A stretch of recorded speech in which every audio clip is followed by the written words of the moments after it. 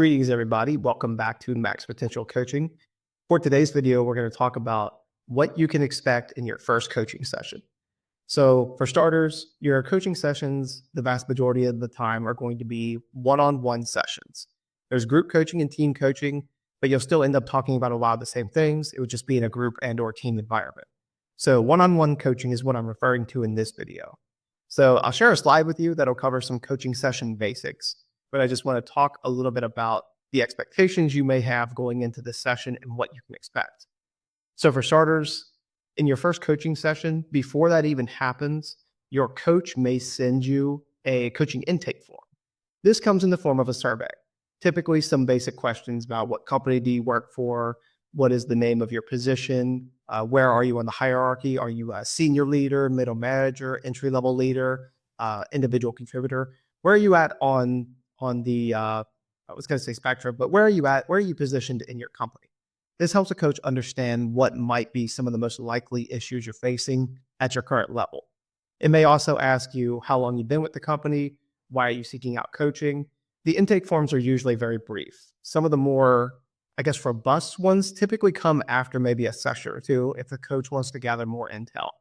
Now, you don't have to do this. I tend to do both. I have an intake form that I use sometimes, and then other times I don't. You can acquire this information in your first coaching session, and a lot of the time that's why an intake form is used, so that if we already gathered this information before your session, we can use that time on working towards your actual goals. Now, when it comes to the actual meeting with your coach, they will tell you a little bit about themselves, what they do, what type of coaching they do, maybe areas they specialize in, how long they've been coaching. If you want to know about their credentials, that's a great time to talk about it as well, if you haven't already addressed that. However, in the actual coaching session, they're going to start off by asking you essentially why you've been seeking out coaching. That's even if you've already filled out the coaching intake process, because what you put on that intake form can manifest differently in the actual coaching session. So I'm going to share a slide with you that is going to cover some coaching session basics. And I hope that this will help you see kind of the structure that takes place and not just your first coaching session, but also coaching sessions to come and the overall process that comes into what you expect out of the sessions, out of the actual goal setting, from start to finish. That's what I want to cover here. So for starters, coaching session basics. We already talked about a little bit of the first one. Why? Why are you seeking out coaching? What was the whole purpose of you coming here? Why is it that you think you need coaching? The second is what. Now, the what behind this is, what do you want to accomplish? If, for example, if the why behind your coaching session is, well, I'm seeking out coaching because I want a promotion. Okay. What kind of promotion do you want? Do you just want to take the next logical step, or do you want to make a lateral move and go up in a different direction? What is it that you really want to achieve? And then once you establish that, then you get into the how, which is essentially the third arrow here. How are we going to do this? This is where your action plan comes into play. So we know why you're seeking out coaching, what you want to achieve, now how you want to do it. So this is where the majority of your coaching session time will be spent. You can cover a lot of this in one coaching session, but it's rarely ever going to be a quick fix like that. It's most likely going to take multiple sessions, because even when you craft an action plan to figure out how you're going to achieve your goal, it's really going to be about how much of this action plan do you need to refine.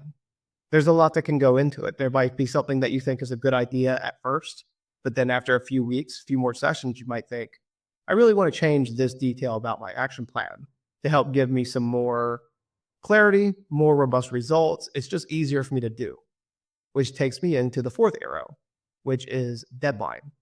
When do you want to achieve this goal? When do you want to get this promotion? What deadline do you have for yourself? Is this something you want to get in 6 weeks, 6 months, 1 year, 5 years? It's really important to establish a deadline, because that's where the accountability comes into place. This is a big issue. This is not a big issue. This is a big reason why your coach is so important, is they're going to be your accountability partner throughout the duration of this time as well. And then at the very last arrow, I have feedback. So feedback and feed forward. You can give your coach feedback on their coaching sessions. I like when you do this. I don't like when you do this. I want to change this about our coaching engagement, about our relationship. As the coachee, you very much have the power to do this. Your coach is there to serve you and to work with you, not tell you what to do. In terms of feed forward, you can provide your coach with suggestions. Say, you know what? I think I'd like you to try this moving forward with me. I think I might be more receptive to that. Or when you explain things, would you mind doing it more like this? Would you be more direct? Would you be less direct? Would you provide me with some examples of what you need? So overall, these are the coaching session basics. The feedback and feed forward piece, that can take place during a coaching session if you want to kind of adjust your session in mid-session, but that's more so to be handled after the session's over, but you can do either one. But essentially, why are you seeking out coaching? What is it you want to achieve, or otherwise known as what is your goal? How do you want to achieve this, which is the action plan, and then the deadline. When do you want to achieve this? And then at the bottom here, I have a goal without a plan is a wish. I heard Denzel Washington and Herm Edwards both say this, but I've heard there's many others. And I've always thought that was a really good quote to have or saying for coaching. A goal without a plan is a wish. You have a goal, that's great. How are you going to achieve that goal? But essentially, these are coaching session basics. And a lot of this you can expect to happen in a coaching session in your first time, but also in your second, third, fourth, however many sessions you have, you will find this type of structure going on. You might move into situations where your coaching sessions are specifically around your action plan, what happens when you're actually executing this plan. Maybe you need to change your deadline. There's going to be a lot of back and forth. Rarely will you ever construct a plan and not change it.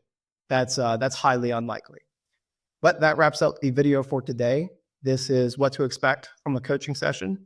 And let me know if you have any comments. Let me know what you think. Any disagreements are always welcome. And I'll see you in the next video.